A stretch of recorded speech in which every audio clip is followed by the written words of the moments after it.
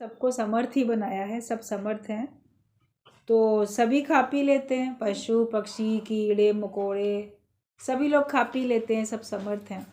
तो फिर एक हम क्यों सोचें कि हम असमर्थ हैं या हमारे परिवार वाले हमारे बच्चे असमर्थ हैं। तो क्या बोला है कि क्या एक तुम्हारे ही बच्चे असमर्थ हैं जिनके लिए तुमको करना है, वो भी तो समर्थ हैं और उनकी समर्थता भगवान ने उनके साथ रखी है।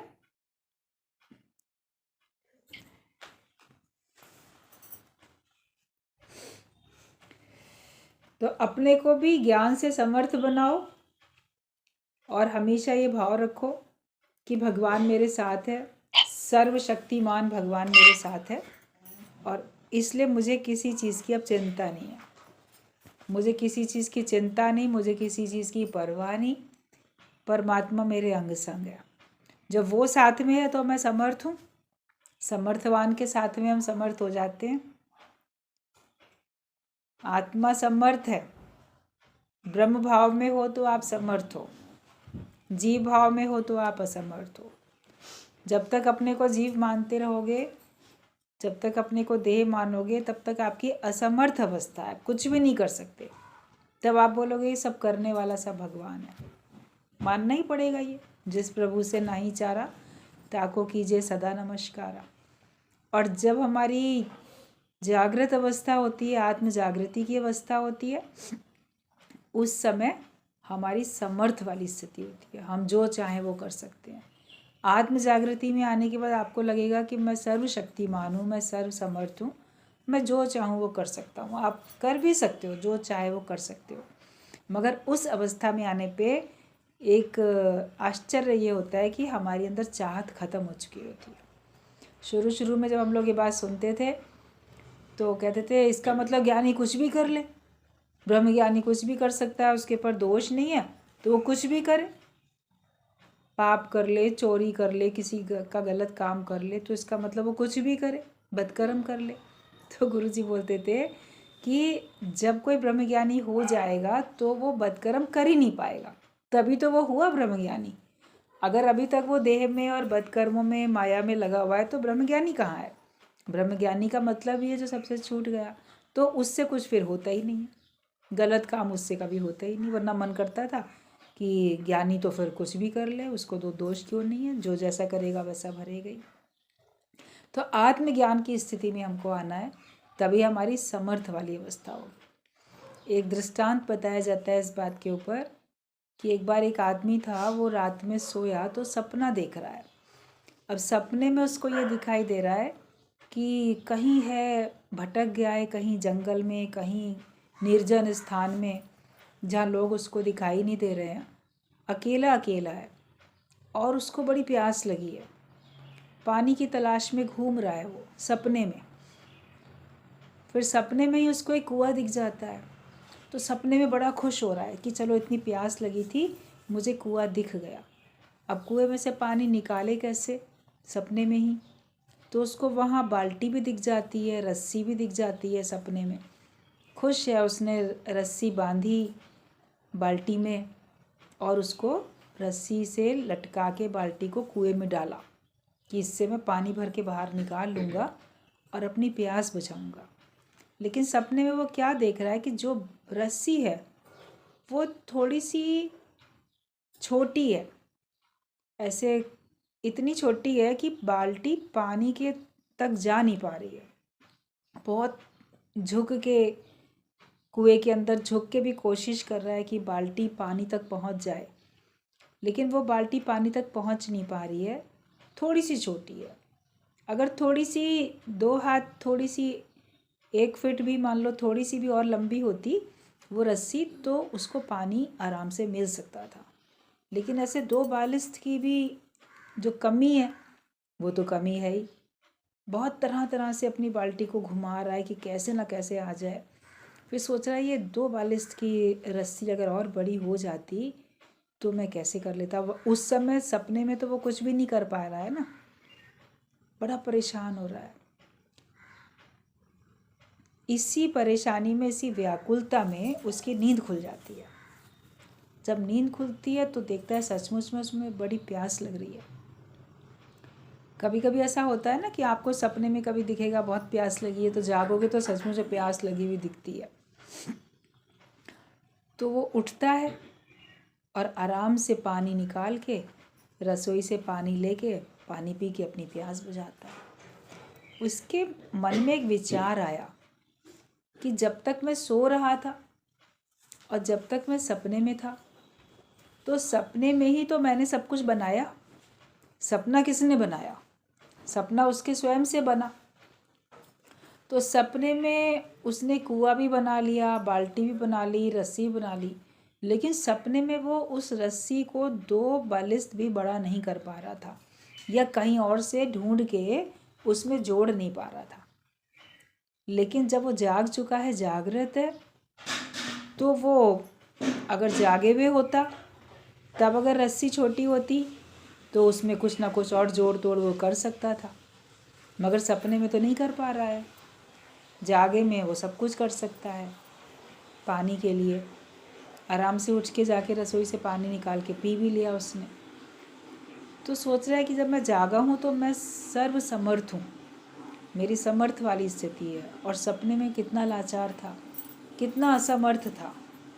तो इसका सिद्धांत भी यही है कि जब हम अज्ञानता की नींद में हैं और जगत के सपने देख रहे हैं, तो देखने वाला जो है वो जीव है, अपने को देह मानते हैं, जीव है देखने वाला, तो उसकी असमर्थ अवस्था है। वो 1-2 बालिश की रस्सी भी एक्स्ट्रा नहीं बना सकता, ना ही उसमें कोई जोड़ लगा सकता है।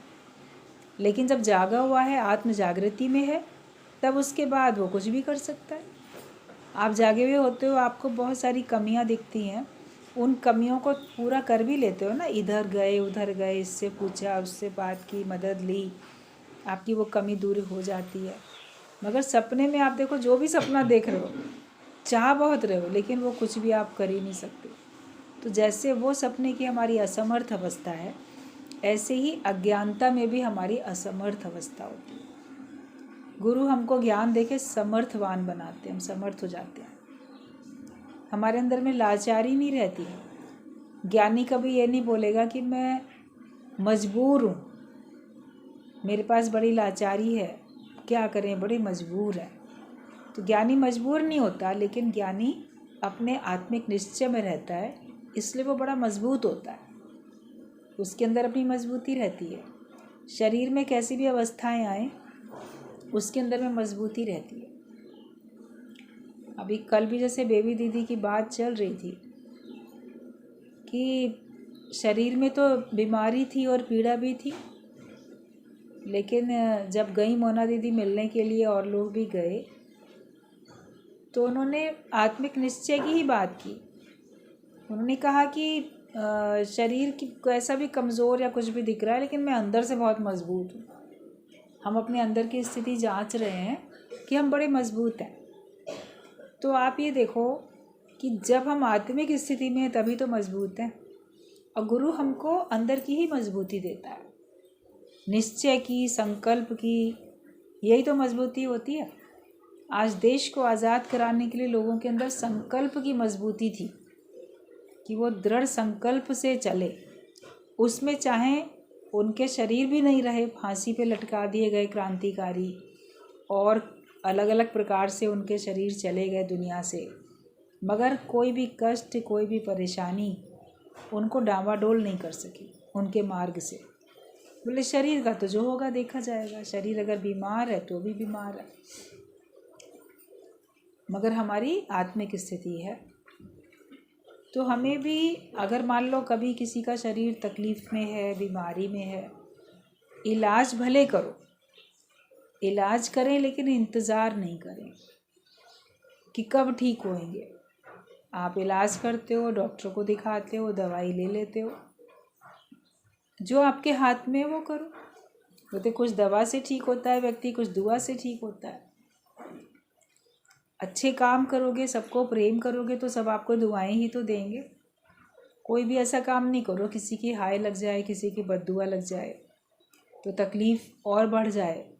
कभी कोई बहुत दिक्कत परेशानी में, समस्या में आता है, तो लोग कहते हैं कि न जाने किसकी हाय लग गई, न जाने किसकी बद्दुआ लग गई, जो इस तरह से इतनी तकलीफ़ें आ रही हैं।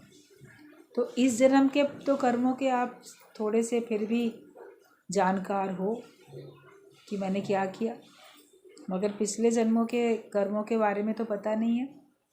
और जग में तो कर्मों की खेती आपको अभी की भी और तब की भी मिलती ही रहती है।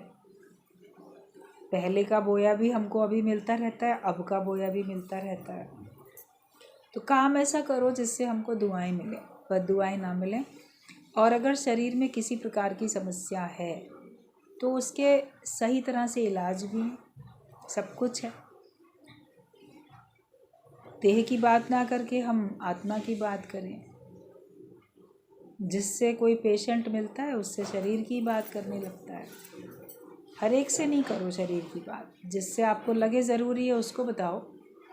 बाकी हर एक को बताने का क्या मतलब है? हम क्यों सिंपैथी लेना चाहते हैं? और देह की बात करके हम बीमारी की बात करके, देह की बात करके हम अपने को लाचार और मजबूर महसूस करने लगते हैं। अपने अंदर कमी महसूस होने लगती है, तो वो कमज़ोरी आती है। आत्मा का निश्चय तो फिर रहता ही नहीं है। जिस निश्चय को पाने के लिए हम आए, जो अपनी ब्रह्माकार वृत्ति हम बनाने के लिए आए, तो वो तो फिर नहीं बन पाती है। इसलिए हमेशा ऐसे लोगों के बीच में रहो जो आपसे ज्ञान की बात करें। देह की बात करने वाले लोगों से थोड़ा सा किनारा करके रखो। अगर कोई पूछे भी तो शॉर्ट में बता दो कि हाँ अभी इलाज चल रहा है, ठीक है, ऐसे चल रहा है, फिर और बात करने लग जाओ। एक ही टॉपिक को बहुत लंबा नहीं खींचना चाहिए, तो हम अपने को समर्थ महसूस करेंगे, वरना हम अपने को असमर्थ महसूस करेंगे। तो भगवान की सृष्टि में सब समर्थ हैं। और जब आप ईश्वरीय सृष्टि में आते हो, अभी तक मनोमय सृष्टि में थे, अपने मन की सारी सृष्टि थी, उसमें हम अपने को असमर्थ समझते। लेकिन जब भगवान की दुनिया में आ जाते हैं, भगवान की बनाई सृष्टि में हम अपने को महसूस करते हैं कि मैं वही हूँ, तो फिर मैं अपने आप को समर्थ महसूस करूँगा। तो हर वक्त इस देह से उपराम अपने को महसूस करो। ये अभ्यास कब करो? आज नहीं करोगे तो कब करोगे? सुनते तो बहुत रहते हैं, और ये पहले ही दिन का सबक है कि तुम देह नहीं तुम आत्मा हो। कोई बहुत बाद में थोड़ी बताया गया, पहले ही दिन बता दिया जाता है, और रोज़ रोज़ बताया जाता है। भजन की लाइन है, देखो, ज्ञान मिला भगवान मिला, जीवन में अचानक सब कुछ मिला। जब हम लोग को ब्रह्म ज्ञान मिला, अंदर महसूस होता है कि हमें भगवान मिला, और जीवन में अचानक सब कुछ मिल जाता है। अगर ज्ञान मिला भगवान मिला तो लगेगा ना सब कुछ मिल गया, और पहले से प्री प्लान हमने नहीं किया था, लेकिन लगेगा अचानक से सब मिल गया हमको। देह नहीं तू आत्मा है, सतगुरु से पहला सबक मिला। ये पहला ही सबक मिला। जैसे बच्चा पढ़ने जाता है तो सबसे पहले उसको अ आ ई बताया जाता है, 1 2 3 4 1 2 3 4 ABCD, ये पहले सबक होते हैं ना, जब सबसे पहले पहले बताए जाते हैं। तो देह नहीं तू आत्मा है, सतगुरु से पहला सबक मिला। तो पहला ही सबक नहीं याद करोगे तो आगे PhD कैसे करोगे?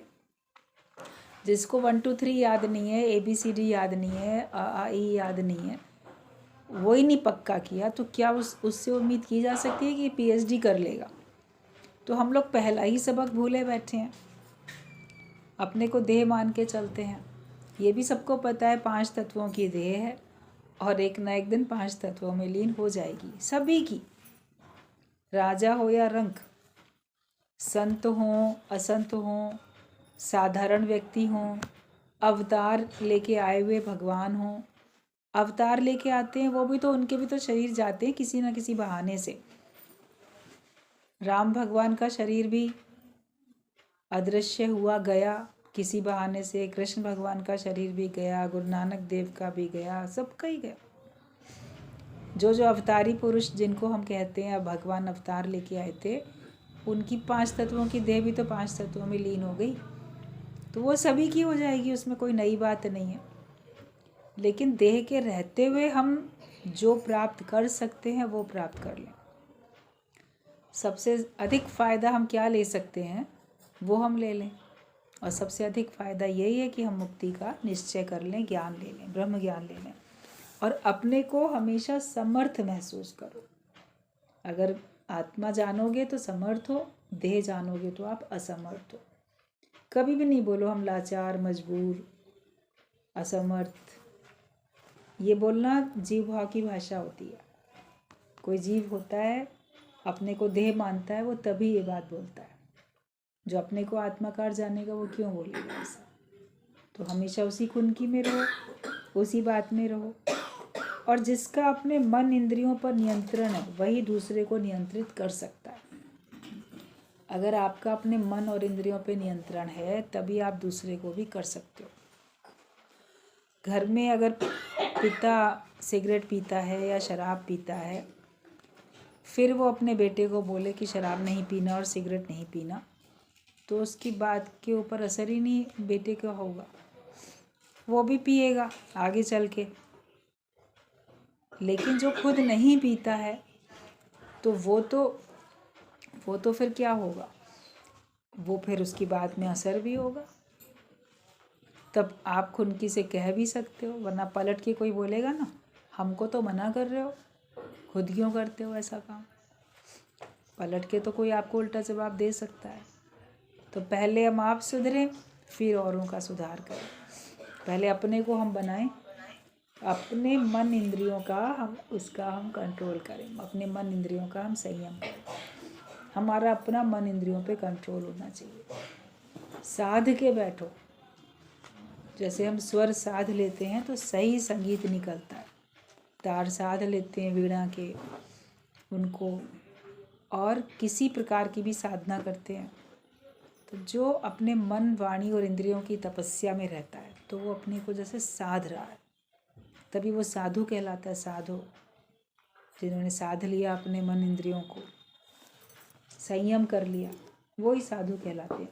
ये नहीं कि जिन्होंने बाहर से वेश बदल लिया, स्थान बदल लिया तो वो साधु कहलाने लगे, लेकिन जिन्होंने मन को बदला, जिन्होंने अपने मन के विचारों को बदला, वो ही सच्चे साधु कहलाते हैं। तो पहले अपने मन इंद्रियों पर नियंत्रण रखो, तभी आप दूसरे को भी सुधार सकते हो। तुम केवल रोशनी करो तो कमरे में सारी व्यवस्था ठीक नज़र आएगी। अंधेरे में आप किसी कमरे में चले गए तो अंधेरे में टकराते हैं, पता नहीं यहाँ क्या फर्नीचर रखा है, यहाँ अलमारी है कि टेबल है, कहीं पलंग से टकराए, फिर सोचते हैं कि कितना गलत जगह पे रखा हुआ है, इस जगह पे ना रखा होता तो मैं टकराता नहीं। तो अंधेरे में ही हम मान लो कुर्सी उठा के कहीं और रखें, मेज़ उठा के कहीं और करें, तो हमारी व्यवस्था कभी सही नहीं बन पाएगी। और हम क्यों टकरा रहे हैं किसी भी फर्नीचर से, किसी भी सामान से? क्योंकि कमरे में अंधेरा है। हमें सामान वहाँ का नहीं अदल बदल करना है, ठीक करना है, केवल क्या करना है, रोशनी करनी है। जब आप रोशनी करोगे तो आप देखोगे व्यवस्था तो पहले से ही ठीक बनी हुई थी। हर एक ने अपने हिसाब से अपने कमरे की सेटिंग कर रखी होती है, कहाँ पलंग डालना है, कहाँ मेज़ कुर्सी डालनी है, कहाँ अलमारी रखनी है, कहाँ बॉक्स रखना है, कहाँ क्या करना है। रोशनी होती है तो आप नहीं टकराते हो, किसी ने कहीं भी रखा हो। कभी कभी जो सरकारी बिल्ड होती हैं, कॉलोनीज़ होती हैं, जो सरकारी बने होते हैं, एक से घर बने होते हैं, तो उनमें जो भी वहाँ के सरकारी कर्मचारी होते हैं उनको वो अलॉट किए जाते हैं जितने दिन के लिए भी वो उस जगह पे उनका पोस्टिंग होती है, ट्रांसफ़र होता है, वो घर खाली करके फिर चले जाते हैं, कहीं और जाते हैं। तो घर तो एक से मिलते हैं सभी को, लेकिन सब ने अंदर की सेटिंग तो अलग अलग कर रखी होती है। किसी ने सोफ़ा किसी ढंग से लगा रखा है, किसी ने कैसे, किसी ने कमरे का क्या दे रखा है। तो सबकी अपनी अपनी चॉइस है, पसंद है। ये थोड़ी है कि किसी ने जो रखा हुआ है दूसरा भी उसी स्टाइल से रखेगा, मगर सबका अच्छा लगता है और किसी को परेशानी नहीं होती क्योंकि उस कमरे में रोशनी होती है। तो हम सोचते हैं कि सब मेरे जैसे बन जाएं, मेरी तरह का सोच, मेरी तरह का विचार, मेरी तरह का कर्म एक सा होना चाहिए। तो एक सा तो नहीं होता, लेकिन जब आपके अंदर ज्ञान का प्रकाश होता है तो आपको किसी से प्रॉब्लम नहीं होती है, सब ठीक लगता है। अगर हमारे अंदर ज्ञान नहीं है तो हम कभी इससे उलझेंगे, कभी उससे उलझेंगे, कभी हमको ये इसमें कमी नज़र आएगी, कभी उसमें। लेकिन ज्ञानवान हो तो आपको लगेगा सब ठीक है, हर एक अपने अपने स्वभाव अनुसार चल रहा है तो भी ठीक है, और जैसी जिसकी समझ वो वैसे ही चल रहा है, तो दोष किसी को भी नहीं देंगे। तो जैसे कमरे में रोशनी करो तो आपको दिक्कत नहीं, ऐसे अपने मन में रोशनी करो। अंधेरा है मन में, दिया तो जला ले। ज्ञान का प्रकाश हमारे मन में होना चाहिए। गुरु ज्ञान का दीपक मन मंदिर में हर वक्त जलाना पड़ता है। वो प्रकाश तो आपको थोड़ी देर जलाना पड़ेगा, फिर सो जाओगे, लाइट बंद कर दोगे, सवेरे उठोगे तो भगवान का प्रकाश सूर्य का अपने आप मिल गया, तब आप लाइट नहीं जलाते हो। कभी ज़रूरी होता है तभी जलाते हो, नहीं ज़रूरी है तो नहीं जलाते हैं। लेकिन ज्ञान का प्रकाश 24 घंटे जब तक जीवन है तब तक हमको रखना ही रखना है। एक बार किसी ने पूछा कि सत्संग कब तक आएंगे, सत्संग कब तक सुना जाएगा, तो कहा जब तक तुम्हारा जीवन है तब तक तुमको सत्संग में आना है और तब तक सत्संग सुनना है। ये तो हमेशा अंत तक सुनना है ना हमको। ये थोड़ी है कि कोई एक कोर्स है, 2 साल का कोर्स पूरा हो गया डिग्री मिल गई, 4 साल का 5 साल का कोर्स पूरा हो गया डिग्री मिल गई। ये तो आजीवन हमको करना है, क्योंकि जब तक जीवन है आप माया में हो, आपके पास देह है, आपके पास बाहर से व्यवहार है, संसार है, परिवार है, सब कुछ है, तो आपको सत्संग भी आपको चाहिए ही चाहिए। जैसे जीवन जीने के लिए, शरीर चलाने के लिए हमको ऑक्सीजन भी चाहिए, सांस लेने के लिए भोजन पानी भी चाहिए, खाना पानी सब चाहिए, तभी चलेगा। ऐसे मन को भी मजबूत बनाए रखने के लिए, मन को स्थिर रखने के लिए, और सबसे बड़ी बात जो ज्ञान का दिया है उसको सदा जलाए रखने के लिए हमको ज्ञान की ज़रूरत ही पड़ेगी, सत्संग के माहौल की ज़रूरत पड़ेगी। एक दीपक जल जाता है तो उसमें हमको लगातार अगर वो जलता रहे तो हमको 2 बातें तो ज़रूर करनी पड़ती हैं। पहली बात, उसको चारों तरफ से हमें ऐसे वायु रहित स्थान में रखना पड़ता है, कवर करके, कि कोई हवा का झोंका इसको बुझा ना पाए। बाहर से हमको बचाना पड़ता है। लैंप होता है, लालटेन होती है, उसमें कवर कांच का लगा रहता है। अगर मोमबत्ती रखते हो तो आपको सावधानी रखनी पड़ती है ना, दिया जला के रखा तो भी सावधानी रखनी पड़ती है कहीं तेज़ हवा का झोंका ना आए, वरना ये बुझा देगा वो हवा का झोंका। तो हमें ज्ञान का दिया जला हमारे मन में, तो पहले तुम्हें बाहर से चारों तरफ से सावधानी रखनी पड़ती है। कोई भी ऐसा ख्याल, कोई भी ऐसा विचार ना हमारे अंदर आए जो कि हमारे ज्ञान को बुझा दे। ज्ञान तो अंदर होता है लेकिन वो नष्ट हो जाता है, बुझ जाता है, क्योंकि कोई ख्याल आ जाता है, जीव भाव का, देह भाव का, अश्रद्धा हमारे अंदर में आ जाती है। और कभी बाहर की परिस्थितियाँ ऐसी होती हैं कि आपका मन उसमें बहक जाता है, तो भी आपका ज्ञान का दिया बुझ जाता है। तो एक तो बाहर से उसकी हवा से, तेज़ हवा से संभाल करनी पड़ती है, वो तो संभाल आपने कर ली। उसके बावजूद भी आपका दिया लगातार कब जलेगा, जब उसमें तेल डालते रहोगे, वरना जितना तेल था उतनी देर वो जला, उसके बाद बुझ जाएगा। तो वो भी तो ख्याल रखते हैं, इसका घी तेल जिस चीज़ से भी आपने जलाया है तो कम होने लगता है तो वो डालते रहते हैं। तो हम बाहर से तो हमने बड़ी अपने को संयम कर लिया, संभाल कर ली माया से, लेकिन जो गुरु का ज्ञान है उसको हम रोज़ उसमें और डाल नहीं रहे हैं, जैसे तेल हम और डाल नहीं रहे हैं, आते रहते हैं, प्रेम हमारा बना रहता है परमात्मा से। वो प्रेम का तेल, ज्ञान का तेल, वो हमको सत्संग में ही तो आके मिलेगा। अगर सत्संग में नहीं आओगे तो आपका ज्ञान का दिया एक ना एक दिन बुझ जाएगा। बाहर से अगर आप हवा से भी रोकना है, माया से, और अंदर का निश्चय बनाए रखने के लिए हमको नियम से रोज़ सत्संग में आके बैठना भी है, क्योंकि हवा से रोकना भी ज़रूरी और तेल कम ना होने पाए ये भी ध्यान रखना ज़रूरी। लगन कम होने लग जाती है जब आप आना बंद कर देते हो, तो कुछ दिन तक तो लगेगा हमारा ज्ञान बुझ खत्म थोड़ी हो जा रहा है, वो तो हमारे पास है, सदा है हमारे पास। रहता भी है सदा, बुद्धि तक रहता है, व्यवहार में नहीं आता।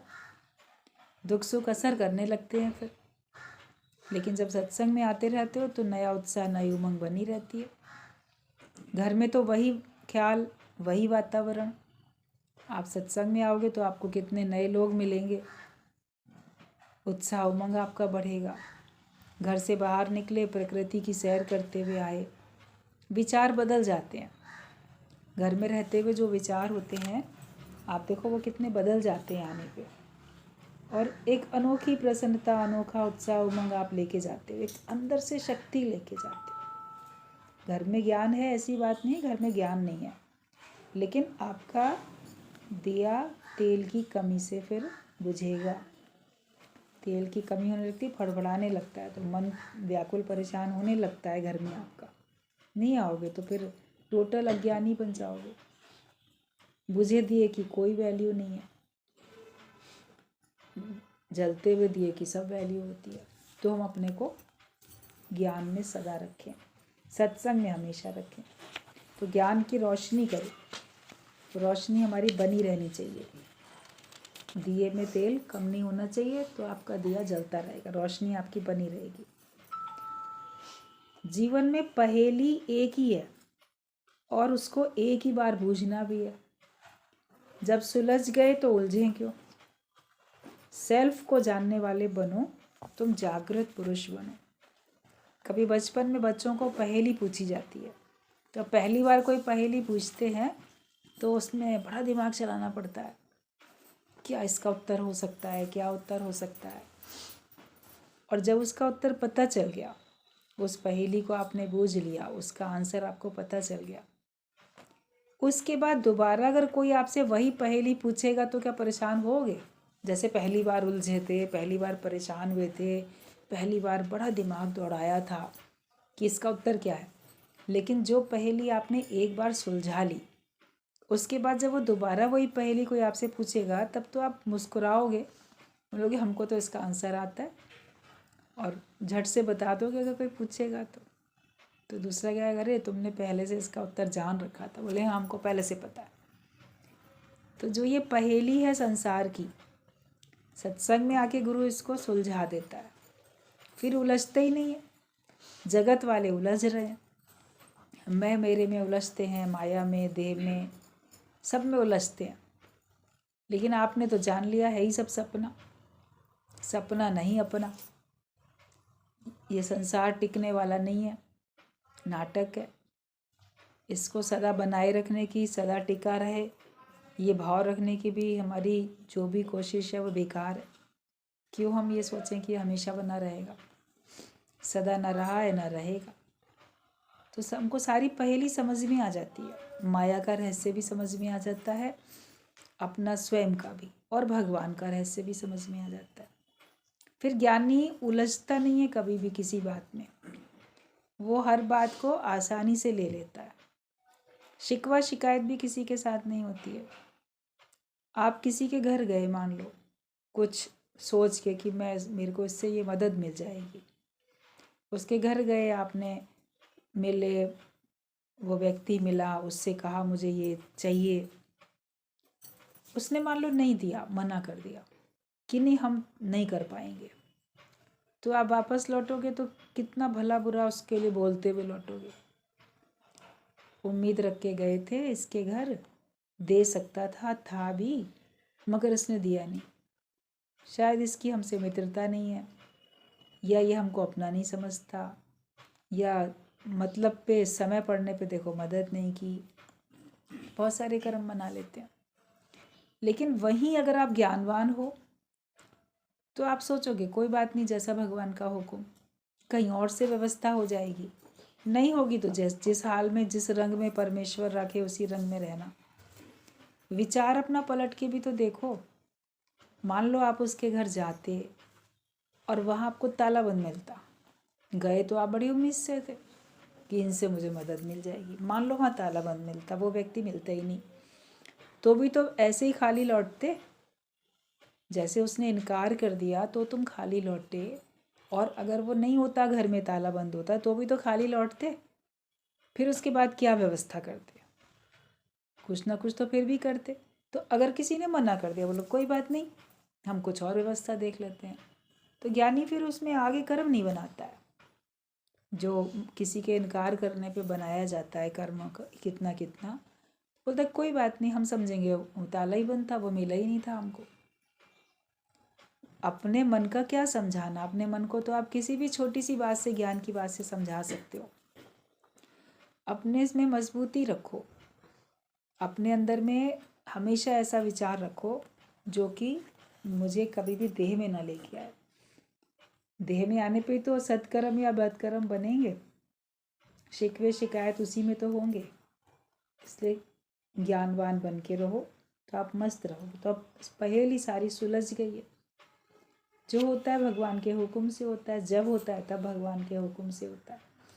इसलिए अपने विचार ऐसे रखो कि वो मुझे कभी भी उदास मायूस ना करें, कभी मेरा मन खिन्न ना हो, मैं सदा प्रसन्न रहूं। अपनी प्रसन्नता अपने हाथ में रखो, अपनी प्रसन्नता किसी दूसरे के हाथ में नहीं रखो। और अपने सेल्फ को जानने वाले बनो कि हम अपने स्वयं को जानते हैं, तब आप समझोगे कि आप जागृत पुरुष हो, वरना तो अज्ञानता की नींद में ही। ज्ञानी अपने दिए को सत्संग में रखता है तो उसका दिया फिर कभी बुझता नहीं। जब आपका ज्ञान का दीपक सत्संग में रहेगा तो कभी बुझेगा नहीं, और जगह जाओगे तो बुझेगा। इसलिए अपने को हमेशा सत्संग में रखो। अपने जीवन में एक नियम बनाओ कि मुझे ज्ञान में ही रहना है, मुझे सत्संग में ही रहना है, सत्संग के टाइम पे मुझे सत्संग में ही मौजूद रहना है। बाकी तो सारे काम हो ही रहे हैं हर एक के।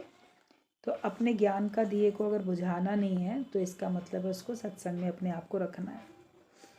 संसार की नौकरी तो बहुत की, घर में रहते हो तो परिवार वालों की नौकरी तो कर रहे हो, बदले में रोटी कपड़ा मिल जा रहा है। चलो कभी कभी फरमाइशें भी पूरी हो जा रही हैं, उतना ही तो है। मन खुश है, मेरे नाम पे एक मकान है, मेरे नाम पे दुकान है, मेरे नाम पे गाड़ी है, मेरे नाम पे एफडी है, मगर बस नाम ही नाम की तो है, वो खुशी तो है केवल। काम क्या कर रहे हो, रहते हो वैसे भी, रहोगे वैसे भी, लेकिन अपने आप को खुश करके रखते हैं। संसार की नौकरी में जो भी कुछ मिलता है वो यहीं छूटता है। भगवान की नौकरी में जो मिलता है वो हमको भगवान से मिला के एक कर देता है, और उसमें जो खुशी है वो कभी कम या अधिक नहीं होती, बढ़ती चली जाती है। तो तुम निराकार की नौकरी कब करोगे? भगवान की तो नहीं की अभी तक, निराकार की, लोगों की साकार लोगों की, तो उसमें गुलामी है। लेकिन भगवान की नौकरी करने में आप अपने को मालिक महसूस करोगे, गुलामी नहीं लगेगी। वो गुलामी होते हुए भी आपको लगेगा कि मैं एक हूँ, भक्त और भगवान एक हैं, ऐसा आपको महसूस होगा। तो जो ये ज्ञान हम समझ जाएं, इससे हमारा भी जीवन बनता है, और जो ये ज्ञान परम भक्तों में बांटता है वो फिर परम श्रेष्ठ हो जाता है। भगवान के जो परम प्रिय भक्त हैं, भगवान के भक्तों में आप भगवान का नाम का ज्ञान बांटो, सही समझ दो, तो यही भगवान का प्रिय कार्य करोगे, यही भगवान की नौकरी है। कोई सोचेगा भगवान की नौकरी कैसे करते हैं, मतलब कि परमात्मा का जो नाम है उसके प्रति जो एक आस्था का भाव है, आस्तिक भाव है, अच्छाइयाँ सब में बांटो। तो ये हमने जैसे भगवान का काम किया, ये हमने भगवान की नौकरी की, तो ये सबसे हमारा श्रेष्ठ काम है। फिर हर बात में राज़ी रहो, नाराज़ मत हो जाओ। जिसने राज को समझ लिया वो कभी नाराज़ नहीं होगा। तो हर बात में हम राज़ी भी रहें, कर्तापने में नहीं आओ, कुछ भी नहीं करो, तुम्हारे बाद भी तो सारी दुनिया चलेगी। आज हो तुम कार्य कर रहे हो, उसका अहंकार कभी नहीं, हम करते हैं हम करेंगे, कर्तापने में नहीं आओ। भगवान कराता है तुम्हारे द्वारा तो भगवान का शुक्र मनाओ, शुक्र है परमात्मा तुमने मेरे तन को मन को इतना स्वस्थ बना के रखा है कि मैं सेवा कर पाता हूँ, या मुझे इतना धन से भी समर्थ बनाया है कि मैं उसके द्वारा भी सेवा कर पाता हूँ। अगर भगवान की मर्ज़ी नहीं होती तो नहीं कर सकते थे। तो इसके लिए हमेशा भगवान को ही आगे ज्ञानी रखता है। और राज़ी रहो हर बात में, ये भी समझो कि तुम्हारे बाद सारी दुनिया चलेगी, तुम नहीं रहोगे तो भी सब कुछ चलेगा। घर के प्राणी चले गए, जब तक वो थे उनसे बहुत मदद थी, कितना सारा कार्य वो सब करते थे। उनके जाने पे सब उथल पुथल होता हुआ दिखता है। थोड़े समय में उसी हिसाब से हर परिवार में सेटिंग हो जाती है। उस प्राणी के बिना भी सब लोग अपना काम करना थोड़ा सीख जाते हैं और एडजस्ट कर लेते हैं। जिस प्रभु से नाही चारा ताको कीजिए सदा नमस्कार, उससे कोई हमारा चल ही नहीं सकता था, तो हम अपने व्यवस्था बना लेते हैं ना। उसके बिना भी व्यवस्था भगवान आपके अंदर में प्रेरणा देता है तो बन जाती है। तो जब तक जीवित हैं तो अहंकार क्यों करें कि मेरे बिना तो कुछ काम ही नहीं होगा, मैं ना करूं तो कोई काम ही ना हो। आप नहीं रहोगे तो भी सब काम होंगे, जो होने हैं वो हो जाएंगे, जो नहीं होने वो तुम्हारे सामने भी नहीं होंगे। तो तुम्हारे बिना भी सब सारी दुनिया चलेगी। ब्रह्मज्ञानी का शरीर देखने में आए या ना देखने में आए, वो तब भी हमेशा दुनिया में ही है। जब तक शरीर 5 तत्वों का सामने दिखाई दे रहा है तो भी हम कहते हैं हाँ वो है, इस शहर में नहीं है दूसरे शहर में, लेकिन है कहते हैं। लेकिन जब 5 तत्वों की देह 5 तत्वों में मिल जाती है तो बोलते हैं नहीं अब वो नहीं है। लेकिन ब्रह्मज्ञानी के लिए कभी ये शब्द नहीं बोले जाते हैं कि वो नहीं है। उसकी देह रहे या ना रहे वो सदा रहता है। जैसे भगवान सदा रहते हैं, ऐसे ब्रह्मज्ञानी भी अपने ज्ञान के कारण से आपके हृदय में हमेशा रहता है। संत ना होते जगत में तो जल मरता संसार।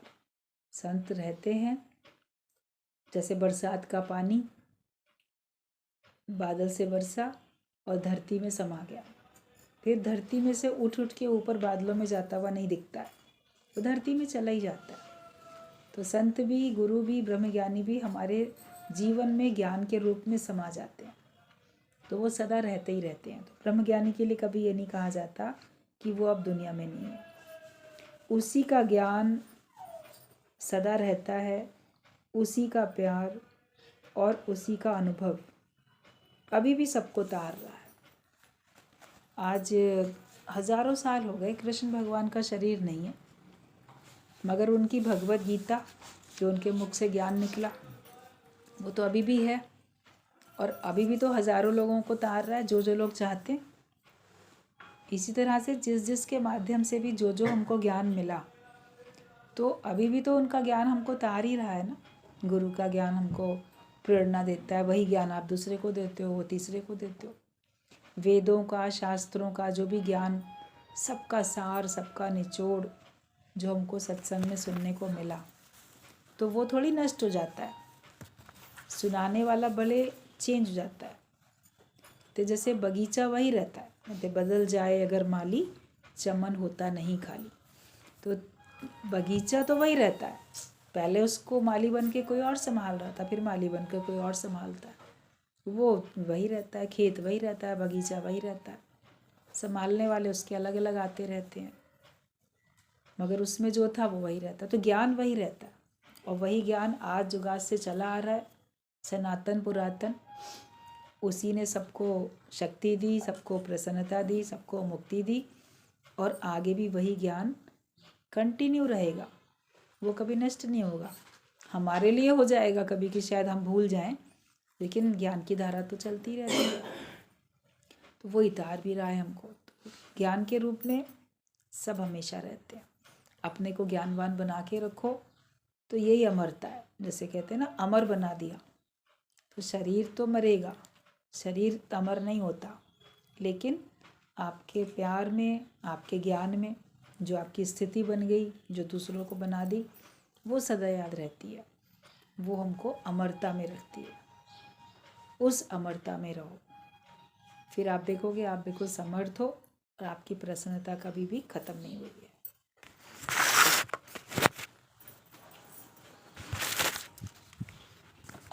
क्या निश्चय किया? बहुत अच्छा लगा कि आपने